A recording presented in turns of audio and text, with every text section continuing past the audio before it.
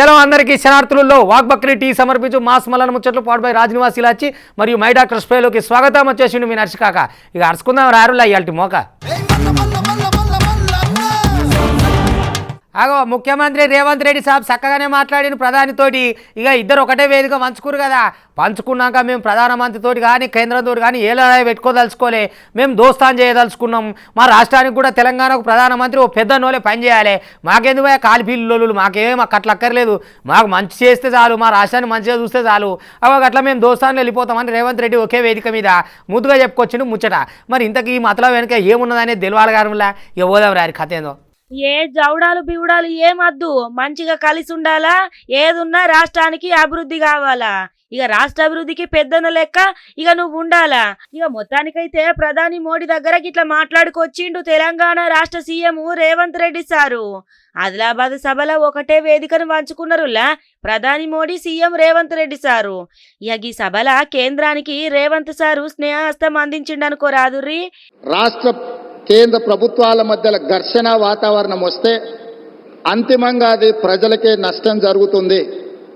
రాజకీయాలు ఎన్నికల సమయంలోనే మా వైపు నుంచి ఎలాంటి భేషజాలు లేకుండా రాజ్యాంగబద్ధ సంస్థలు, గవర్నర్ వ్యవస్థ కానీ జ్యుడిషియల్ వ్యవస్థ కానీ ప్రజల చేత ఎన్నుకోబడ్డ కేంద్ర ప్రభుత్వంతో ఇలాంటి ఘర్షణాత్మకమైన వైఖరిని మేము తీసుకోము. రాష్ట్రాన్ని ముందుకు తీసుకెళ్లడానికి అవసరమైన కార్యాచరణతోనే ముందుకు వెళ్తాము అని చెప్పి ఈ సందర్భంగా మీకు అందరికి తెలియజేస్తున్నా. కేంద్రంతో యుద్ధం చేయాలనుకుంటలేము. రాష్ట్రాభివృద్ధికి పెద్దన్న లెక్కల ప్రధాని మోడీ సహకరించాలా. ఎన్నికల సమయంలోనే రాజకీయాలు చేస్తాము. కేంద్రంతో ఘర్షణ వైఖరి రాష్ట్రాభివృద్ధికి ఆటంకమైతుంది. ఇక గందు గురించే తమ సర్కారు ఏర్పడ్డాక తొలిసారి ప్రధాని మోదీ ఇక తెలంగాణకు వచ్చిర్రు కాబట్టి జనాల తరపున స్వాగతం పలికినాము అని మొత్తానికైతే కేంద్ర రాష్ట్ర ప్రభుత్వాల నడుమ ఎలాంటి జవడాలు లేకుండా మంచిగా ఉండాలని చెప్పేసి ఈ తీరుగా అయితే మాట్లాడుకొచ్చిండిగా. చూడుండ్రి మీరే. గత ప్రభుత్వం తీసుకున్న నిర్ణయాలతో ఈరోజు 1600 మెగావాట్ల విద్యుత్తు మాత్రమే ఈ 10 సంవత్సరాలలో ఉత్పత్తి చేసే పరిస్థితి వచ్చింది. తెలంగాణ రాష్ట్ర ప్రభుత్వం మిగిలిన 2400 మెగావాట్ల విద్యుత్ ఉత్పత్తికి అన్ని రకాల అనుమతులిచ్చి రాష్ట్ర ప్రభుత్వం తరఫున ఇవ్వవలసిన అన్ని రకాల అనుమతులను ఇచ్చి తెలంగాణ రాష్ట్ర పురోగతిలో మీరు ఉత్పత్తి చేసే విద్యుత్తు 85% మా రాష్ట్రానికే ఇవ్వబోతున్నారు. తెలంగాణ రాష్ట్రంలో వెలుగులు నింపబోతున్నారు. సంపూర్ణంగా మా ప్రభుత్వం ఎన్టీపీసీ సంస్థకు సహకరించి ఈ కార్యక్రమాన్ని ముందుకు తీసుకెళ్తామని చెప్పి వేదిక మీద నుంచి నేను మీకు చెప్పదలుచుకున్నాను. అది చూసిరు కదా గదన్నట్టు ముచ్చట. మొత్తానికైతే ఒకటే వేదికను పంచుకున్నారు కదా, అటు ప్రధాని ఇటు సీఎం. ఇక ఏదేమున్నా లొల్లులు జవడాలద్దు, ఏదున్నా ఎలక్షన్లప్పుడే చూసుకోవాలా గాని ఇక మొత్తానికైతే అభివృద్ధి కోసం అందరూ సహకరించాలా. తెలంగాణకు పెద్దన్న లెక్కల మోడీ ఉండాలా. ఇక గట్లుంటేనే మంచిగుంటది. రాష్ట్ర అభివృద్ధికి కృషి చేయాలని ఈ తీరుగా చెప్పుకొచ్చిండు CM Revanth Reddy sir. KTR meeting పెట్టిండు కదా వాళ్ళ పార్టీ కార్యకర్తలతోటి మహబూబ్ నగర్ వాళ్ళని పిలుచుకున్నాడు. ఇక అసెంబ్లీ అయితే పోతే పోయింది కానీ పార్లమెంట్ అయితే పకడ్బందీగా గట్టిగా పట్టుకోవాలి. ఈ తేప ఎట్టనా నెగ్గాలి, అట్టయితేనే పట్టుంటుంది, లేకపోతే కష్టం ఉంటుంది అని చెప్పి ఇక కార్యకర్తలతోటి మొత్తం మీద సమావేశం పెట్టిండు. వాళ్ళకి జాగ్రత్తలు చెప్పిండు. అసెంబ్లీ నియోజకవర్గాలు ఏమో కానీ ఈ పార్లమెంట్ ఎట్లా పట్టుకోవాలి, మనం ఎట్లా గెలవాలి అనే దాని మీద ఇక వ్యూహాలు వేస్తారు కదా, అదే ఆలోచనలు ఐడియాలు వేసుకుంటూ కూర్చున్నాడు అన్నట్టు ఇక మీటింగ్ చెప్పిండు. ఇక అటు మాజీ మంత్రులు వాళ్ళు వీళ్ళందరినీ పిలుచుకొని ముచ్చట చెప్తుండులా. చూద్దాం రారి మరి ఏ పార్టీ ముందర పడుతుందో కథ. ఈ తేప ఎట్లన్నా గట్టి పట్టు పట్టాలా, పగ్గాలు పట్టుకోవాలా. అటు మొన్న ఎలక్షన్లలో పోయినా గానీ ఈ తేప లోక్సభ ఎలక్షన్లలో గట్టి పట్టే ఉండాలా అని చెప్పి తెలంగాణ భవన్ లో ఉమ్మడి మహబూబ్ నగర్ జిల్లా నేతలతోటి బీఆర్ఎస్ వర్కింగ్ ప్రెసిడెంట్ కేటీఆర్ సమావేశం అయిండులా. ఇక రానున్న లోక్సభ ఎమ్మెల్సీ ఉప ఎన్నికల మీద చర్చించుకొచ్చిండు. మొత్తం మీద మహబూబ్ నగర్ తో పాటు నాగర్ కర్నూలు లోక్సభ స్థానంలా ఇంకా ఏమేం చెయ్యాలా ఏంది కథ అనే ముచ్చట్ల మీద మొత్తానికైతే వ్యూహాల మీద చర్చిస్తున్నారులా. 1-2 రోజులల్లా 2 పార్లమెంటు నియోజకవర్గాల మీద పార్టీ అధినేత కేసీఆర్ ఒక విస్తృత స్థాయి సన్నాహక సమావేశం ఏర్పాటు చేస్తున్నట్లు కూడా కేటీఆర్ తెలుపుకొచ్చిండులా. ఇక ప్రస్తుతం అయితే ఎమ్మెల్సీ ఎన్నికలతో పాటు ఈ 2 లోక్సభ ఎన్నికలలో పార్టీ విజయావకాశాలు బలంగా ఉన్నాయని నేతలు ఆశాభావం వ్యక్తం చేసిండ్రు. ఎట్లా చేద్దాము ఏంది కథ, ఎట్లా వ్యూహాలు రచిద్దాము ఏంది ముచ్చట, పగ్గాలు గట్టిగా పట్టాలా. ఇక ఆ త్యాప అసెంబ్లీ ఎలక్షన్లు పోయినా ఈ లోక్సభ ఎలక్షన్లలో గట్టిగా నిలబడాలా, మనం గట్టిగా పోవాలా. ఇక పగ్గాలైతే పట్టాలనే దాని మీద మొత్తానికైతే ఈ తీరు తీరుగానే వ్యూహాలు రచిస్తున్నారు బీఆర్ఎస్ వాళ్ళు. ఈ జూట్లూట్ చేతలని కుటుంబ పరిపాలనలను నమ్ముకోవద్దు. ఏమైంది కేసీఆర్ ఏమైనా చేసిన తెలంగాణకు ఎంత ఆగం చేసి చూసిరు కదా. ఇటు కాంగ్రెస్ వాళ్ళు సక్కమా వీళ్ళు కూడా కసొట్టి పనే చేస్తారు. ఇక వాళ్ళు తిన్నారు కదా మేము తినొద్దా అన్నట్టు వీళ్ళు తినటోళ్ళే తప్ప చేసేటోళ్ళు ఏం కాదు అని జరంత మొగ విరిసినట్టే మాట్లాడి ముఖ్యమంత్రి రేవంత్ ముందల్నే. ఇక ఎందుకంటే ఆయనకే మాట ఆయన చెప్పదలుచుకుని చెప్తాడు కదా. అసలే ప్రధానమంత్రి ఇక లోపల ఏమున్నా ఆయన ముఖ్యమంత్రి ఏమో ముద్దుగా మాట్లాడింది మలంగా. కానీ ప్రధాని మటుకు పట్టు అన్నట్టు అనిపించింది అనుకో. అది ఏదున్నాయి కాంగ్రెస్ వాళ్ళని కూడా నమ్మేందుకు లేదు. వీళ్ళు కూడా దొంగలే మంచోళ్ళు ఏం కాదు అని చెప్పి గట్టిగానే అనుకొచ్చిండు ప్రధానమంత్రి అదే సభలా. ఇవన్నీ జూట్లూట్ పార్టీల సిద్ధాంతము మాకెరకనే. ఏం చేసిండ్రు జనాలకు? ఏం లేదు చేసింది. మొత్తం నీళ్ళ మీద రాతలు గాల్లె కోటలు. ఎరకలేంది ఏమున్నది చెప్పుర్రి. కుటుంబ పార్టీలను అసలు నమ్ముకోవద్దసో. ఇక ఏదేమున్నా మంచి చేసేటోళ్ళనే గెలిపించుకోవాలా. ఈ బీఆర్ఎస్ పోయి కాంగ్రెస్ వచ్చిన మార్పేమన్నా వచ్చిందా? ఏది లేకపాయే. కాళేశ్వరం మీద దర్యాప్తు చేస్తామన్న కాంగ్రెస్ ఏం చేస్తున్నది ఇప్పుడు చెప్పాలా నాకు. మేం తింటామన్నదే కాంగ్రెస్ సిద్ధాంతం అని చెప్పి. ఇక మొత్తానికైతే మోడీ సారు మస్తుగా గరమైండుల్లో అటు బీఆర్ఎస్ ఇటు కాంగ్రెస్ వాళ్ళ మీద. మోడీ అంటే పక్కా గ్యారెంటీ. దేశం కోసం జీవితాన్ని మొత్తం అంకితం చేసిన నా జీవితం తెరిచిన పుస్తకము. ప్రతి క్షణం ప్రజల కోసమే పని చేస్తా నేను. ఇక జనాలు కూడా సోంజాయించుకోవాలా. ఇక వీళ్ళ గురించి నాకు బాగానే ఎరక. ఇక గిసొంటి కుటుంబ పార్టీలను అస్సలు నమ్ముకోవద్దని చెప్పి తీరుగా నిప్పులు జరిగిండు కావాలంటే చూడుండ్రి. दो पक्की चीजें हैं उनके चरित्र में, एक झूठ, दूसरा लूट. तेलंगाना में जैसे टीआरएस के बीआरएस बनने से कुछ नहीं बदला था, वैसे ही बीआरएस की जगह कांग्रेस से आने से कुछ नहीं बदलने वाला, क्योंकि एक ही चट्टे बट्टे के लोग हैं ये. बीआरएस ने अपनी सरकार में कालेश्वरम प्रोजेक्ट जैसे घोटाले किए. कांग्रेस की सरकार उस पर कार्रवाई करने के बजाय फाइलों को दबाकर बैठ गई. तुम भी भले हम भी भले, तुमने खाया मैं खाऊंगा. అది చూసినారులా ఎట్లున్నదో కథ. ఏదేమున్నా నిప్పులైతే బాగానే జరిగిండు కదా నువ్వు రెండు పార్టీల మీద. ఇక అప్పుడు మాట్లాడుకున్నాం కదా మనము సీఎం రేవంత్ రెడ్డి సారు ప్రధాని మోడీ ఒకటే వేదిక వంచుకున్నారని. ఇక ఆ ముచ్చటట్టుంటే ఇక్కడికి వచ్చేసరికంటే జోరుగానే అరుచుకున్నాడు అనుకో రాదుర్రి. ఏం చేసిండ్రు? మోడీ అంటే పక్క గ్యారెంటీ, నేను దేశం కోసం జీవితాన్ని అంకితం చేసిన. మీరు వచ్చిందేమున్నది? అటు బీఆర్ఎస్ వాయే ఇటు కాంగ్రెస్ వచ్చే మార్పు ఏమన్నా జరిగిందా? ఏది లేదు, మీతోటి ఏం కాదని చెప్పి గీ తీరుగా నిప్పులు జరిగిండులా. పలారం మంచుతారు ఎవరట కదా గాలిపంక పార్టీ వాళ్ళు. ఇక ఇళ్ళ పోటీ తిరిగి ఇప్పటికే ఎక్కలేని ఈగ్రం చేసినాం. ఇక మీరు పైసలు తీసుకొని ఓట్లు వేయరని ఇక ఓట్ల బేరగాలని చేస్తున్నారట జనాల్ని.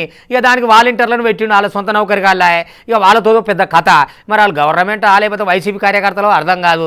ఇక వాళ్ళ ఇళ్ళ పోటీ తిరిగి ఈగ్రంతో ముద్దుగా వాళ్ళు ఇచ్చిన పైసలని పంచుతురట. తీసుకోరులా పైసలు తీసుకొని సరిపోని తీసుకొని, కానీ ఓటు మాత్రం వేడేయాలను గాడేరు చూసుకోరు అక్కడ చూసుకోరు. ఇప్పుడు ఎందుకనంటే ఉరుకులాడి బర్ల కాస్తే పొద్దు కదూ. ఇక ఈ 4 ఏళ్ళ 5 ఏళ్ళ పొద్దు ఆయన చేసింది ఏందో చూసిరుగా మీరు. అన్ని గాలిపాడే చేతలు మాటలు తప్ప చేసేది అయితే ఏం లేదు అని ఏపీ జనమే అనుకోస్తారు. ఇంకో దిక్కు ఇక మరి ఎట్టేస్తారు ఏయురి. ఆగో ముందుగానే సురి చేసిరు కదా ఇక తైలాలకు. మరి ఎట్లెట్లా జనాలకు మళ్ళీ మబ్బే పెట్టాలా, ఓట్లు దంచుకోవాలా, మళ్ళీ ఏపీ నాగం చేయాలని గట్టిగానే పిలాన్ ఎత్తునట్టున్నారు గాలిపంక పార్టోళ్ళు. ఏపీల ఎన్నికలకు ముందుగానే గాలిపంక పార్టీ ప్రలోభాలకు తెరలేపిందుల్లా. ఎన్నికల విధులలో ఉండే వాలంటీర్లను ఇక మచ్చిగా చేసుకునేందుకు తాయిలాలు ఇస్తున్నారు మొత్తం మీద. ఇక సోషల్ మీడియా వాలంటీర్లు, ఆశా కార్యకర్తలతో పాటు మహిళా సంఘాల సిబ్బందికి అధికార పార్టీ నేతలు కుక్కర్లు వంచుతున్నారులా. సర్కారు సంక్షేమ పథకాలతో పాటు కుక్కర్లు కూడా పంపిణీ చేయమని వాలంటీర్లకు కూడా ప్రజాప్రతినిధులు ఆదేశాలు జారీ చేసిండ్రు. దీంతో కుక్కర్లు వంచుకుంటా వాలంటీర్లు మస్తు బిజీగా మారిండ్రు. ఇక దీంతో అధికార పార్టీ నేతల తీరు మీద ప్రతిపక్షాలు మస్తుగా మండిపడుతున్నాయి. ఇక చూడుండ్రి ఎట్లున్నదో కథ. అది చూసినారులా. ఇక జనాలకు కూడా బాగానే ఎరకైందిలా. ఎలక్షన్ల ముందటనే మస్తుగా వంచుతారు కానీ ఆటెనక సిక్కి ఏముండదనే ముచ్చట. అదే విధంగా నరసరావుపేటలో ఎమ్మెల్యే గోపిరెడ్డి శ్రీనివాస్ రెడ్డి నగదు పంపిణీ చేపట్టిండు. ఇక స్వయంగా ఎమ్మెల్యే నివాసం దీనికి వేదికైంది అనుకో రాదుర్రి. సుమారు 400 మంది వాలంటీర్లను తన ఇంటికి పిలిపించుకున్న ఎమ్మెల్యే గోపిరెడ్డి ఒక్కొక్కలకు 5,000 చొప్పున నగదు పంపిణీ చేసిండు. ఇక ఎన్నికలల్లా తమకు సహకరించాలని వాలంటీర్లకు నగదు వంచినట్టు సమాచారం అయితే బాగానే వినబడుతున్నదుల్లా. ఇక ఎమ్మెల్యే గోపిరెడ్డి గుట్టు సప్పుడు కాకుండా పైక మొత్తం పంపిణీ చేపట్టిన ముచ్చట బయటకు ఒక్కింది. గెలుపు కోసం గాలిపంక పార్టీ అడ్డదారుల దొక్కుడు మీద విమర్శలైతే జోరుగా వస్తున్నాయి. ఇలా సకదనం సావిట్ల పోననే. అయ్యో ఏమాయ కవితక్క గిట్లా మాట్లాడబడితివి, మరి మొన్నటిదాకా మీ రాజ్యమే ఉండే కదా, మీరేం చేసిర్రు, మీరు చేయొద్దా? ఇప్పుడు మీరు చెప్పిన అన్నిటివి ఆడోళ్ళకు రిజర్వేషన్లు ఏడు అమలు చేసిరు, ఇదేం అమలు చేసిరు అదేం అమలు చేసిరు అని ఆడోళ్ళ గురించి వెళ్ళి మహిళా దినోత్సవం రోజు ధర్నా చౌక్ కాడ కూర్చొని దండిగానే చేస్తారు ధర్నా, నల్లరిబ్బలు కట్టుకోని అని చెప్తున్నది ఎమ్మెల్సీ కవితక్క. మరి మీరు రాజ్యం ఉండగా చేయకపోయినా ఒక ఈ లోటుపాట్లు లేకుండా అప్పుడే చేసేది ఉంటివి. ఇప్పుడు అడిగితే ఎట్లయితే చెప్పుండ్రి, మీరు అడిగితే ప్రతిపక్షం దిక్కుని అడుగుతున్నట్టవా? ఎట్లా అడుగు మరి రాజ్యాన్ని అయితే అడగాలి కదా, నువ్వు అడగకపోతే నడుస్తుందా చెప్పు? ఇక నీకు కూడా పాయింట్ కావాలి కదా మాట్లాడుతందుకు, మాట్లాడు. ఆడోళ్ళ ముచ్చట మీదకి వెళ్ళి అడుగు, ఎవరొద్దన్నారక్క? ఆగో ప్రధాని మోదీ పెద్దన్న అని చెప్పి సీఎం రేవంత్ రెడ్డి మాట్లాడిన మాటలకు మొత్తానికైతే కౌంటర్ ఇచ్చిందిలా ఎమ్మెల్సీ కవితక్క. కేంద్ర బడ్జెట్లా తెలంగాణకు ఒక్క రూపాయి కూడా కేటాయించని మోడీ పెద్దన్న ఎట్లయితాడో చెప్పాలా? ఇక ఈ ముచ్చట యూత్ అర్థమైతలేదా? అటు బీజేపీ కాంగ్రెస్ ఒకటే అని నేను చెప్పింది ఇప్పుడే నిజమైంది అని చెప్పి ఈ తీరుగా మాట్లాడుకొచ్చింది కవితక్క. ఈనుండ్రి ప్రధానమంత్రి గారిని పెద్దన్నగా అభివర్ణించారు ముఖ్యమంత్రి గారు అని చెప్తా ఉన్నారు. సంతోషమే, ఒక కార్డియల్ రిలేషన్షిప్ ఉండాల్సిందే. కానీ ఈ పెద్దన్న మరి మొన్న బడ్జెట్లో ఒక్క రూపాయి కూడా తెలంగాణకి ఇవ్వకపోతే తెలంగాణ ముఖ్యమంత్రి గారు రియాక్ట్ అవ్వకపోవడం అన్నది చాలా దారుణం. వీళ్ళిద్దరూ ఏదైతే పెద్దన్న చిన్నన్న అని పిలుచుకుంటున్నారో బడేమియా చోటేమియా అని చెప్పి వాళ్ళిద్దరు నెక్సెసే ఎక్స్పోజ్ అవుతా ఉంది. అలా బీజేపీ కాంగ్రెస్ ఒకటే అని మేము చెప్తా ఉన్నాం. తెలంగాణ ప్రజల హక్కుల కోసం మాట్లాడేది పోరాడేది కేసీఆర్ గారే అని మేము నిరంతరం చెప్తున్నాం. ఇవాళ అదే నిజమైంది. అది చూసినారులా. ఇక ఇంకో ముచ్చట కాస్తే మరి ఆడోళ్లకు రిజర్వేషన్ లేదు యాడవాయ ముచ్చట. ఏదో జీవో నంబర్ తీసుకొచ్చిరు, దాన్ని ఎంబటినే రద్దు చేయాలా? కావాల్సిన రిజర్వేషన్లు యాడున్నాయి చెప్పుండ్రి. ఈ నెల 8వ తారీఖు నాడు మహిళా దినోత్సవం రోజు ధర్నా సౌకులా ఇక నల్ల రిబ్బన్లతోటి ధర్నాల పాల్గొంటాం మేము. ఇంకా ప్రభుత్వ ఉద్యోగాల భర్తీలా మహిళలకు మస్తుగా అన్యాయం జరిగింది అని చెప్పి బాగానే మాట్లాడుకొచ్చింది కదా నుల్లా. కనీసం 33% ఆడవాళ్ళకి జాబ్లలో అవకాశాలు ఇవ్వాలని చెప్పి ఏదైతే ప్రయత్నం మనం చేసినామో ఆ ప్రయత్నాన్ని మొత్తంగా కూడా తుంగలోకి దొక్కుతూ ఇప్పుడున్నటువంటి ప్రభుత్వం 2 జీవోలను రద్దు చేస్తూ, జీవో నంబర్ 41, జీవో 56 రద్దు చేస్తూ ఇప్పుడు జీవో 3 ఇచ్చినారు. మార్చి 8 మహిళా దినోత్సవం ఈ మంత్లో ఉంటుంది. ఈ ముఖ్యమంత్రి గారి చెలవు వల్ల, ఈ కాంగ్రెస్ పార్టీ చెలవు వల్ల ఆడబిడ్డలకు అవకాశాలు మీరు దెబ్బతీస్తున్నారు. కాబట్టి మార్చి 8 నాడు ధర్నా చౌక్లో నల్ల రిబ్బన్లతో మేమందరం కూడా నిరసన ప్రదర్శన చేస్తాం.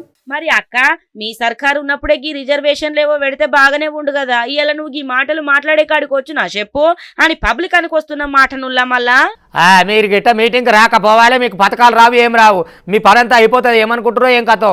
మళ్ళీ మా గాలిపంక పార్టీ గెలుస్తుంది, మా జగన్ సర్కారే వస్తుంది. కాబట్టి మీరు మీటింగ్కి రావాలని బలివీటికి జనాన్ని అంతా నూకపోతున్నారు ఈ వాలంటీర్లు. ఎందుకంటే వాళ్ళ డ్యూటీ అదే కదా. ఇక జీతం ఇస్తుండే పార్టీ కార్యకర్తలుగా పని చేయకపోతే ఎట్లా చెప్పురు వాళ్ళు. మీటింగ్లకు కూడా బలివీకి జనాన్ని నూక్కపోతే ఎండలో పడరా అని పాటలు పడబట్టే ఆ జనం. ఏం బాధ అమ్మా ఏపీలో ఉన్న జనాలకైతే. అబ్బా చెప్పబోతే చిత్రం అవుతున్నది, రోజో తీరు బాధ పెడుతున్న జగనాలు అయితే. జనం ఇష్టం ఉంటే వస్తారు, లేకపోతే కష్టమైతే ఊకుంటారు. ఇక నువ్వు బలవీకి వాలంటీర్లను పెట్టి నూకిపిస్తే ఎండలో పోవాలంటే ఎట్లయితుంది? ఏమన్నా ఉండాలి కదా తరీకా అని, తరీకా తప్పిన తడక వచ్చినా దుడక అని జగన్ పార్టీ అంతా గిట్టే పడది.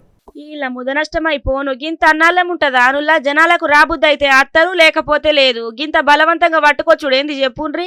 ఏమన్నా అంటే బెదిరింపులకు పాల్పడుడు తప్ప ఏమన్నా ఉన్నదా? ఇలా సక్కదనం పాడైపోను అని ఏపీల జనాలు మస్తుగా బగ్గుమంటున్నారు గాలిపంక పాటోల మీదికి. ఎందుకు ఏంది ముచ్చట అంటే, జగనన్న ఇండ్ల స్థలాల రిజర్వేషన్ పేరుతోని టౌన్ లో ఉన్న జనాలందరినీ ఎంఎస్ఆర్ కళ్యాణ మండపానికి వాలంటీర్లు తరలించిండ్రులా. బాపట్ల జిల్లాలో వాలంటీర్ల హడావిడి మామూలుగా లేదు. మళ్ళా గింతగానం ఎండలు కొడుతున్నాయి, రోడ్డు పొడుగుతా గిట్లా నిలబడమంటే యాడికే నిలబడతారు? ఇక గింతగానం ఎండలల్లా మమ్మల్ని నిలబెట్టుడు ఏంటిది, గిట్లే ఉంటదా కథ అని చెప్పి మస్తుగా గరం అవుతున్నారు. రాకపోతే మరి వచ్చే పథకాలు మొత్తం కటియేస్తామని వాలంటీర్లు ఇక జనాలకు గిట్లా ఆదేశాలు చేసిండ్రట. గింత అన్నాలం ఉంటదా అనుల్లా? కావాలంటే చూడుండ్రి, ఎండలేమో బగబగ మండబట్టే. ఈ తేప ఎండలు ముందుగాలనే షురువు ఆయే.